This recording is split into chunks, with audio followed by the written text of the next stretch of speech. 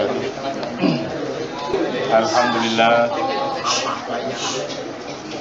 Alhamdulillah bil alamin wassalatu wassalamu ala asyrafil anbiya'i wa mursalin wa ala alihi wa ashabihi ajma'in. Alhamdulillah, syukur kita kepada Allah SWT kerana pada malam yang mulia ini kita telah dapat duduk bersama-sama dalam surau ni, telah dapat mendirikan solat berjemaah, solat berjemaah.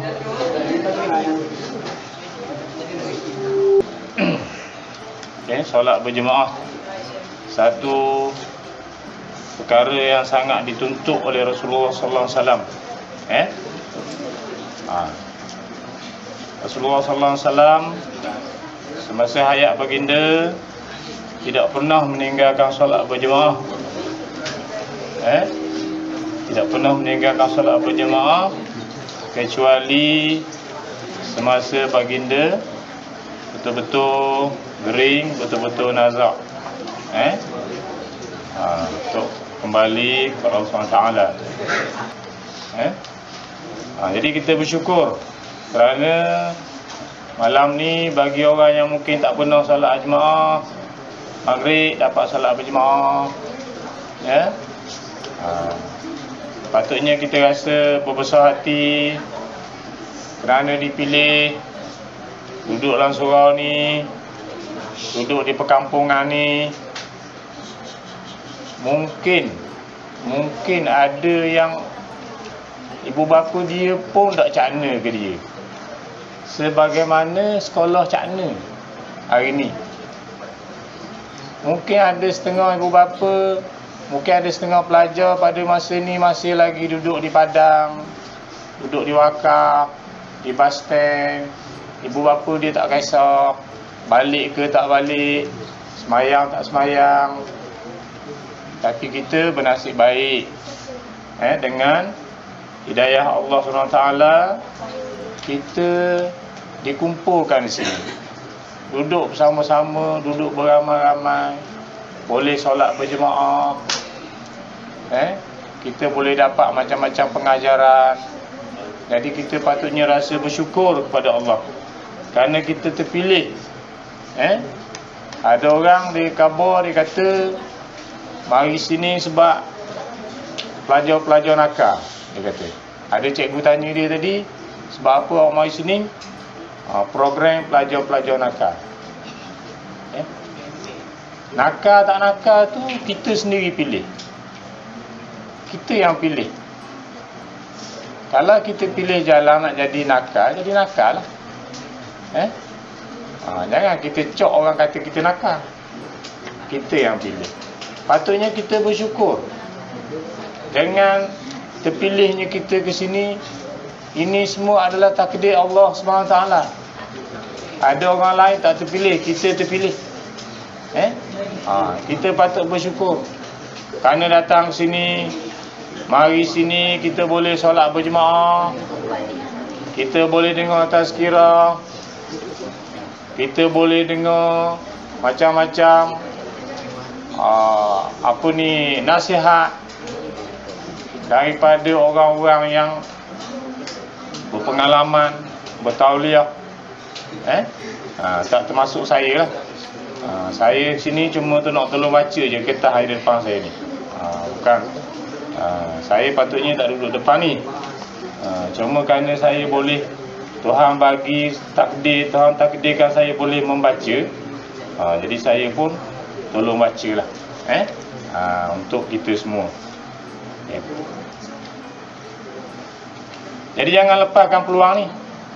Peluang kita boleh duduk sini. Ambil peluang ni untuk belajar. Kalau kita rasa kita tak berapa boleh, tak berapa pandai semayang, ambil peluang masa ni. Masa orang tak ramai ni, tanya ustaz atau ustazah. Beritahu terang kalau kita tak pandai semayang. Kerana bagi kita orang Islam ni, ibadat yang paling utama sekali ialah solat. Kalau kita tak tahu solat, maka hanyutlah kita. Hanyut. Kalau kita tak boleh solat, maka hanyutlah hidup kita. Hanyutlah hidup kita. Jadi sebab itu, kalau tak tahu solat, belajar solat. Ambil peluang belajar solat. Jumpa ustazah, jumpa ustaz tanya, jumpa cikgu tanya. Serah dirilah. Sebelum kita terpaksa serah diri kepada Allah. Bila dah sampai masa serah diri pada Allah, kalau tak tahu solat, kita tak boleh minta dengan Tuhan untuk balik nak solat semula. Boleh tak? Boleh tak kalau kita nak minta balik dengan Tuhan? Nak suruh Tuhan kembalikan kita ke dunia walaupun 1 saat? Tak boleh. Kalau kita biasa pergi ke surau atau masjid di pagi Jumaat, biasa imam baca surah Alif Lam Mim Sajdah. Dalam tu ada satu ayat.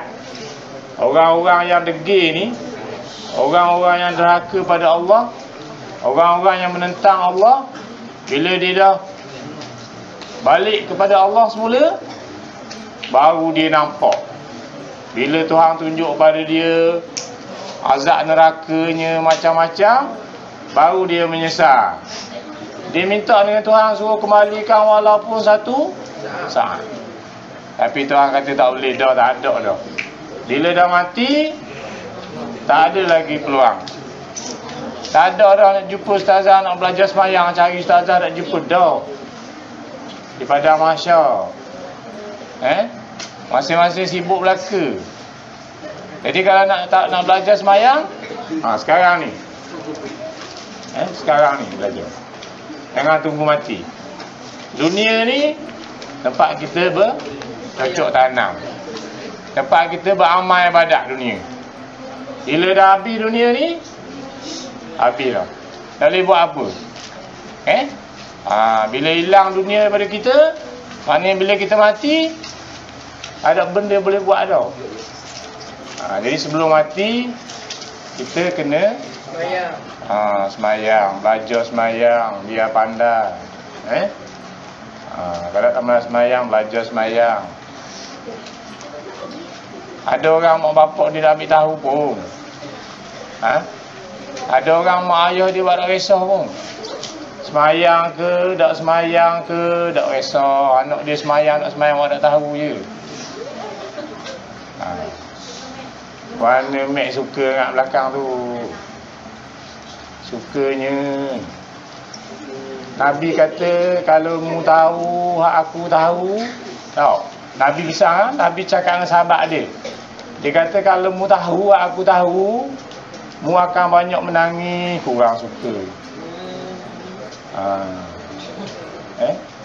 Tapi kerana kita tak tahu Nabi tahu, kita tidak cuba ambil tahu apa yang Nabi beritahu.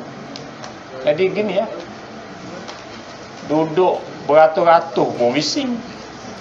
Duduk tak sampai 90 orang pun bising. Boleh jadi kalau kita buat program, kita ambil 5 orang aja, saya rasa bising kau. Tahu? Maknanya kita ni tahu. Sebab kita tak sampai lagi peringkat Ainul Yakin tau. Macam kita baca dalam Quran, surah At-Takasur. Bila kita sedar? Bila? Mati. Bila mati pun sedar. Dan kena ingat, mati ni bukan saya mati dulu. Tak semestinya saya mati dulu. Walaupun saya umur 50 lebih tau, belum tentu saya mati dulu. Boleh jadi ada orang depan saya yang umurnya baru belasan tahun akan mati dulu. Dan kalau mati dulu, semayang nak anda lagi, bila nak belajar? Nak tunggu orang ajar kita masa kita dalam kubur? Ada dah. Dah mati, tak usah cerita, ada benda dah. Masa ni lah. Sebab itulah sekolah buat program ni. Sekolah buat program ni bukan nak marah kita, nak ajar kita, nak menyelamatkan kita. Nak menyelamatkan kita supaya kita selamat. Cikgu-cikgu, ustaz-ustaz, ustazah yang tolong ni dapat pahala, insya-Allah. Mudah-mudahan awak semua dapat ilmu, beramal dengan ilmu tu. bekalan untuk mati. Jangan kita suka sombong. Sekali-sekala kita kena nangis tau. Nangis. Senang je nak nangis.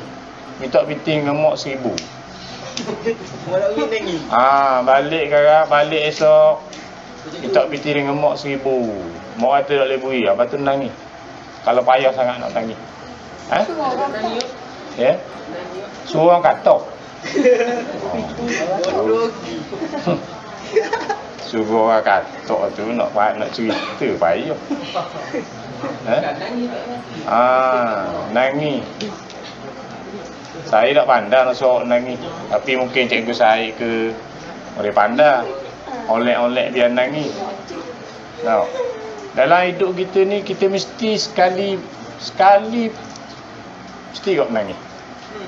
Terutama masa ada orang tengok naik basikal ke, balik sekolah orang naik basikal, nak balik tu katung atau serada, tahu, kayu panah.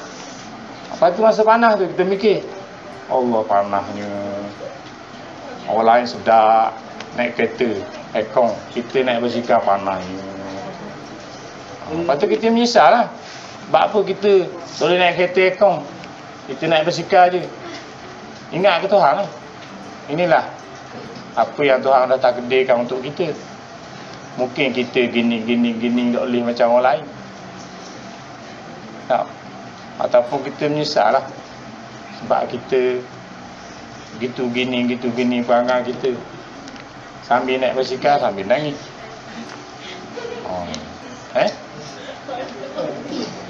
Mata yang keluar air mata kerana takut pada Allah. Hari ni saya nak cerita sikit je. Saya nak baca secara ringkas je, iaitu tentang batas-batas pergaulan dalam Islam. Saya baca ringkas je sebab masa pun tak ada lah ni. Okey. Yang pertama kita tengok sekarang ni, remaja-remaja terlalu bebas. Pada hari ni para remaja terlalu bebas. 7 hari seminggu duduk di luar rumah. 7 hari seminggu boleh dikatakan duduk di luar rumah. Sama ada aktiviti sekolah. Kalau tak ada aktiviti sekolah, aktiviti sendiri. Mungkin di Sembah hari Sabtu, atau mungkin di Taman Shah Bandar, ataupun mungkin di pusat-pusat beli blok, ataupun di kawasan-kawasan hiburan lain, ataupun di cyber cafe, ataupun pusat permainan video, video game. Maknanya kita ni dah duduk rumah. Kita banyak masa duduk di luar. Kalau tak silap saya, Rasulullah SAW berpesan, bila kaum wanita bebas di luar rumah, tunggulah bala akan berlaku. Bila kaum wanita bebas berada di luar rumah, tunggulah musibah akan berlaku kepada dunia ni. Kita semualah bala ni. Orang kata Malaysia ni tak kena bala, sebab Malaysia mana ada kena tsunami macam Indonesia. Ada orang kata Malaysia tak kena bala, mana ada Gunung Merapi meletup Malaysia.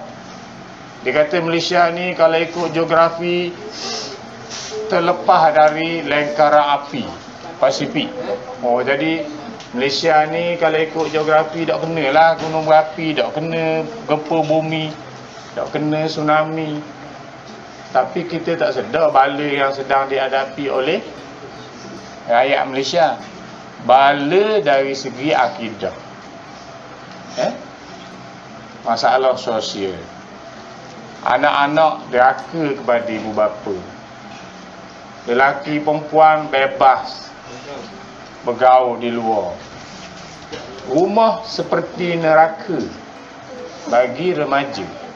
Remaja-remaja kebanyakan tak suka balik ke rumah. Tapi syurganya di tempat-tempat orang ramai. Kalau kita Terengganu contohnya, kalau boleh duduk di Taman Shah Bandar tu dari pagi sampai pagi, turun pagi sampai pagi, kita rasa itulah syurga. Kalau balik ke rumah, mak ayah kita belebel, kita tak berakhir. Sampai ada yang pergi sekolah pun dia tipu mak ayah dia. Dia kata ada program di sekolah. Sampai peringkat tu. Jadi itu. Kerana terlalu banyak kita terlepas di luar rumah. Malam contohnya, kalau kita baca Quran, malam ni Tuhan bagi pada kita sebagai selimut. Tuhan ibaratkan malam ni macam selimut dalam Quran. Maknanya malam ni untuk kita berehat. Tapi sekarang ni, malam ni kena pasang lampu banyak-banyak, biar cerah, baru nampak moden negeri, baru nampak maju. Jadi bila dah cerah, kalau kita ibarat, bila ada api, ada kelkatu. Tahu? Kelkatu tahu? Katunya. Samalah kita manusia. Bila ada cahaya, bila ada hiburan, maka manusia pun berlomba pergi. Maka berlakulah pergaulan bebas. Bila berlaku pergaulan bebas, lama kelamaan macam-macam boleh berlaku. Sebab Tuhan telah ingatkan pada kita dalam Quran, a'udzubillahi minasyaitonirrajim, wala taqrabuz zina. Jangan hampiri zina. Jangan hampiri zina. Tidak kata jangan berzina, jangan hampiri zina. Jadi jangan hampiri ni, banyaklah benda yang kita buat yang boleh membawa kepada zina. Contohnya pergaulan bebas. Pergaulan bebas. Jadi kalau kita tengok dalam agama ni, dalam agama, kalau kita baca Quran tentang hukum hudud, tentang zina, ayat Quran yang cerita tentang zina, dia mulakan dengan perempuan. Dia mulakan dengan penzina wanita. Jadi kerana kaum wanita ni, minta maaf lah orang perempuan, kaum wanita ni adalah fitnah kepada orang lelaki. Kaum wanita ni adalah fitnah pada orang lelaki. Kerana orang lelaki ni secara fitrahnya Tuhan jadikan pasangan dia wanita. Nabi Adam seorang, Tuhan bagi Hawa pasangan dia. Dan wanita ni Tuhan jadikan tubuh dia, seluruh anggota dia menjadi sangat menarik kepada kaum lelaki. Jadi sebab itu jadi fitnah kalau kita tidak menjaga adab dalam pergaulan kita. Cuba kita lihat bagaimana Islam nak jaga pergaulan bebas ni. Pergaulan antara lelaki dengan perempuan yang mahram, yang bukan mahram, yang ajnabi, yang boleh kahwin. Bukan adik-beradik kita, kawan dalam kelas kita tu, bukan mahram kita, tak boleh bergaul bebas. Okey, cuba tengok macam mana agama. Kalau kita ambil iktibar daripada ataupun kita ambil analogi daripada solat. Cuba kita lihat solat. Okey, dalam solat, orang lelaki duduk mana? Depan. Perempuan? Belakang. Ada perempuan duduk depan? Okey, dalam solat, perkara yang penting dalam solat adalah khusyuk. Bila kita solat kita mesti khusyuk.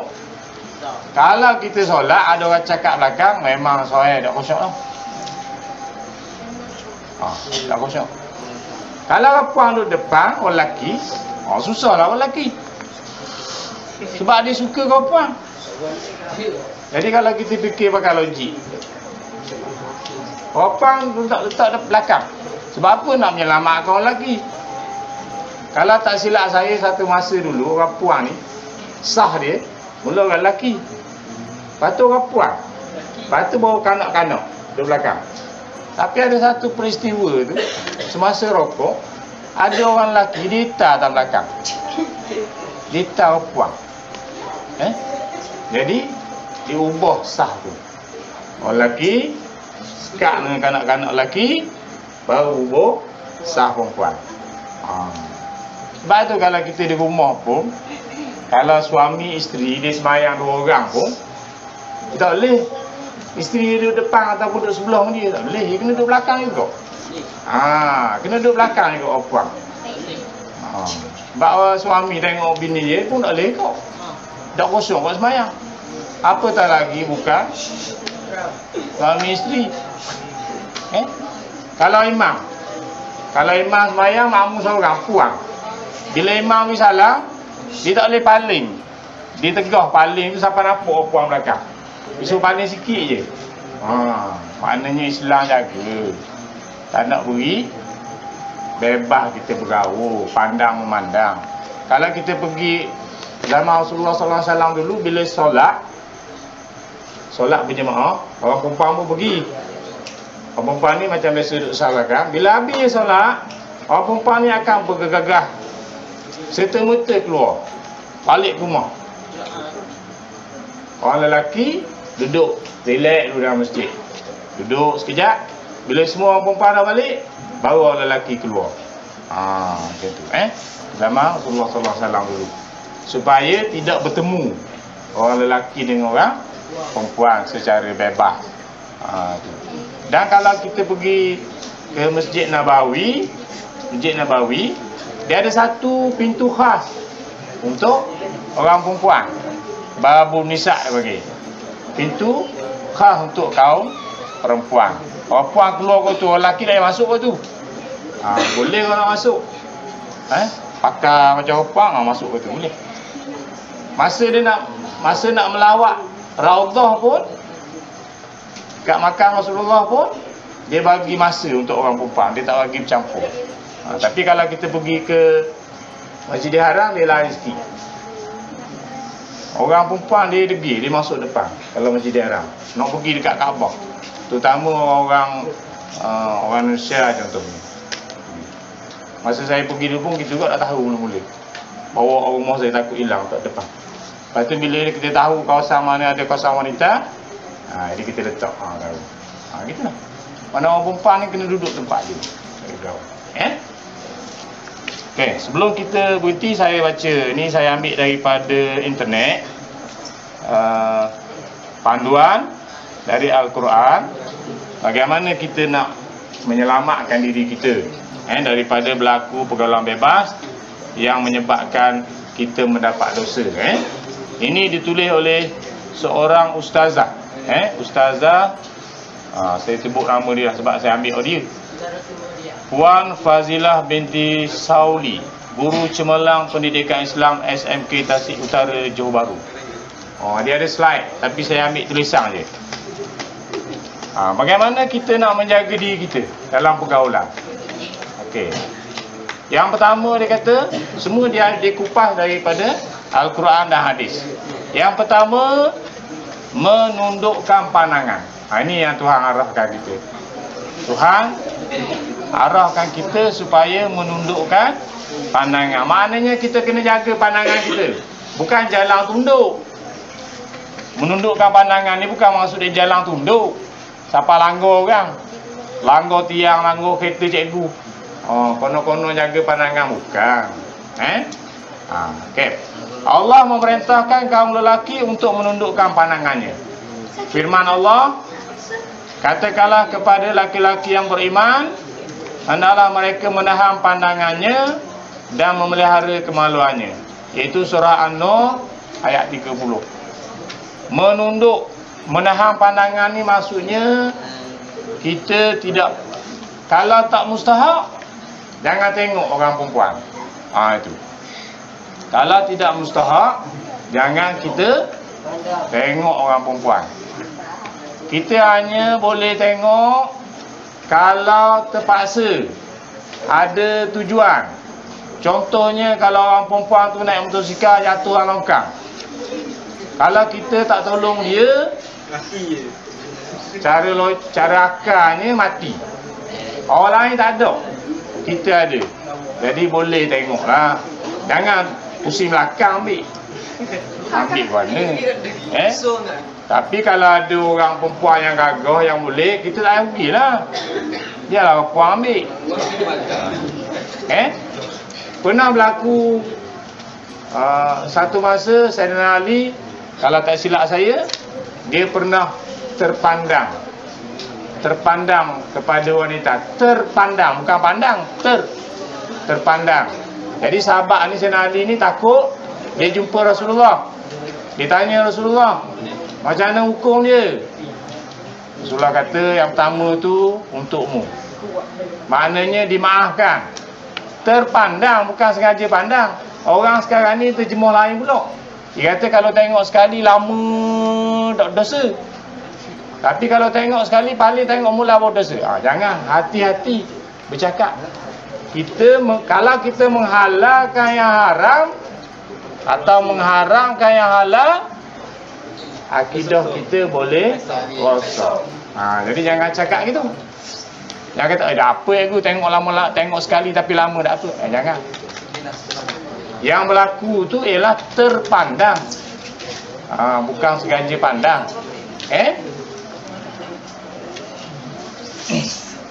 Kemudian hal ini juga diperintahkan kepada kaum wanita yang beriman. Iaitu Allah berfirman, dan katakanlah kepada wanita yang beriman, hendaklah mereka menahan pandangannya dan memelihara kemaluannya. Ini surah An-Nur ayat 31. Jadi orang lelaki orang puan, kalau tidak ada tujuan yang dibolehkan oleh syarak, jangan tengoklah. Jangan tengok. Kalau kita duduk di padang sabanda, kita pergi dua orang orang puan tu tengok kita tengok orang puan tu duduk congok. Ada masalah agama tak? Ada tujuan agama tak tengok? Ada. Dosa lah kita duduk tu. Dosa lagi tak balik tu. Tak ada tujuan. Kemudian yang kedua dia kata menutup aurat. Menutup aurat. Menutup aurat ni bukan pada perempuan saja, juga pada lelaki. Kalau perempuan, dalam surah An-Nur ayat 31 sambungan dia tadi, dan janganlah mereka menampakkan perhiasannya kecuali yang biasa nampak daripadanya, dan hendaklah mereka melabuhkan kain tudung ke dadanya. Jadi perhiasan di sini ada juga ulama yang kata perhiasan tu maksudnya perhiasan betul lah. Apa yang kita pakai, gelang, rantai semua. Dan ada yang kata perhiasan ni maknanya bentuk-bentuk tubuh wanita tu. Benang-benang yang ada pada wanita. Kemudian firman Allah lagi, hai Nabi, katakanlah kepada isteri-isterimu, anak-anak perempuanmu dan isteri-isteri orang mukmin, hendaklah mereka melabuhkan jilbabnya ke seluruh tubuh mereka. Yang demikian itu supaya mereka lebih mudah dikenali, kerana itu mereka tidak diganggu. Dan Allah adalah Maha Pengampun lagi Maha Penyayang. Surah An-Nur ayat 59. Tutup aurat. Bukan pakai tudung, tutup aurat. Pakai tudung tak wajib. Yang wajib tutup aurat. Tutuplah macam mana pun sehingga aurat kita tertutup. Tapi kita orang Melayu ni bila tutup aurat pakai tudung lah. Jadi gitu dah. Dah. Kemudian perintah menutup aurat juga berlaku bagi semua jenis. Dari Abu Daud Sa'id Al-Khudri radhiyallahu anhu berkata, Rasulullah sallallahu alaihi wasallam bersabda, janganlah seorang lelaki memandang aurat lelaki. Begitu juga dengan wanita, jangan melihat aurat wanita.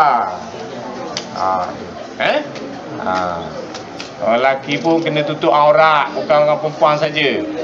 Okey. Kemudian yang ketiga, ada pembatas antara lelaki dan perempuan. Sebab itu kalau kita pergi surau masjid, dia ada sekat gitu. Okay? Dia ada sekat. Sebab apa? Sebab orang kita suka pandang belakang. Orang kita suka pandang belakang. Jadi sebab itu terpaksa bawa tabir belakang. Orang lelaki dia garu-garu tengok ke belakang, garu-garu tengok belakang. Jadi orang puang di belakang. Jadi kena bawa tabir. Tapi kalau orang taat pada Allah, tak ada tabir, berapa nak tengok dah. Jadi kita ni nak tengok juga. Jadi sebab itu kalau molek bawa tabir. Ini kata kalau ada sebuah keperluan terhadap kaum yang berbeza jenis, laki puan, harus disampaikan dari balik tabir pembatas. Firman Allah yang bermaksud dan apabila kalian meminta sesuatu kepada mereka, para wanita, maka mintalah dari balik hijab. Itu surah Al-Ahzab ayat 53. Yang keempat, tidak berdua-duaan, tidak berkhalwat. Tidak berkhalwat. Dari Ibnu Abbas radhiyallahu anhu berkata, saya mendengar Rasulullah sallallahu alaihi wasallam bersabda, janganlah seorang lelaki berdua-duaan dengan wanita kecuali bersama mahramnya. Hadis riwayat Bukhari dan Muslim. Ada mahram dia. Mahram maknanya orang yang tak boleh kahwin, adik-beradik dia lah.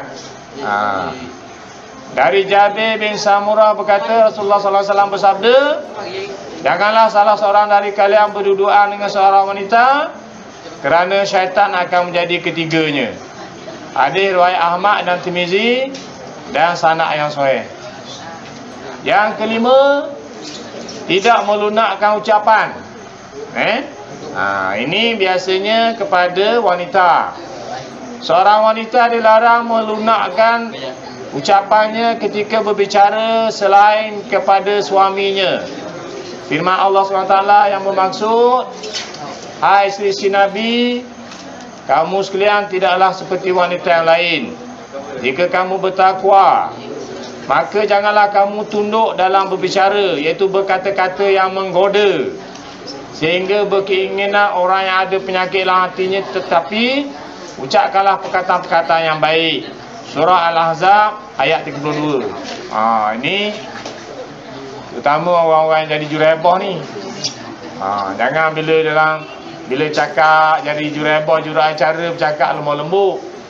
Tapi bila dengan ayah mak, maki amun. Ataupun kalau bagi yang ada kahwin, dengan suami cakap kasar. Tapi dengan orang lain lemah lembut. Tu. Yang lemah lembut yang menggoda, menyebabkan orang tu akan tertarik pada kita. Itu suara-suara penyanyi-penyanyi. Ada orang dia berangan-angan nak jumpa dengan penyanyi tu. Sedap sangat suara dia. Dan yang terakhir, tidak menyentuh kaum berlawanan jenis. Tidak menyentuh. Pegang tangan ke, gosok-gosok lengan ke. Ini ada ni lah kelah ni. Dia sila yang pegang puang lah kelah. Ada? Ada tak? Ada? Kelawak dia? Ada kelawak? Itu bukan awak itu? Bukan? Bukan. Tak maaf. Tanya saja, bukan tuduh tanya. Tak boleh bersentuh dengan lelaki perempuan yang bukan mahram. Dari Ma'qil bin Yasar radhiyallahu anhu berkata, seandainya kepala seseorang ditusuk dengan jarum besi itu masih lebih baik daripada menyentuh kaum wanita yang tidak halal baginya. Hadis hasan riwayat Tabrani dalam Mu'jam Kabir. Jadi itulah 6 perkara yang ada disebut dalam Al-Quran. Banyak lagi perkara-perkara yang kita boleh buat untuk mengelakkan kita terjebak dengan pergaulan bebas. Dan akhirnya kesan dia, kalau berlaku pergaulan bebas ni, kesan dia sama ada berlaku pencabulan, berlaku perogolan, ataupun berlaku zina. Jadi marilah kita sama-sama ambil iktibar dari apa yang telah saya sebut tadi, terutama pada diri saya, supaya kita menjadi mukmin yang taat, bukannya mukmin yang derhaka. Kita nak jadi mukmin yang taat. Mukmin yang taat ni maknanya orang yang beriman kepada Allah dan dia takut kepada Allah. Dia beriman kepada Allah, dia percaya kepada Allah, dan dia tidak melakukan perkara-perkara yang dilarang oleh Allah. Sebab apa? Ada diberitahu kenapa doa kita tidak diterima, tidak dimakbul oleh Allah mengikut Ibrahim Adham, kerana ramai manusia yang beriman kepada Allah, tapi dalam masa yang sama dia derhaka kepada Allah. Jadi sebab itulah pada hari ini kita bawa pelajar datang sini, duduk sini. Sebab kita nak jadikan pelajar ni orang yang beriman, mukmin, yang taat kepada perintah Allah. Jadi saya rasa itu saja apa yang boleh saya tolong baca. Wallahu alam. Wassalamualaikum warahmatullahi wabarakatuh.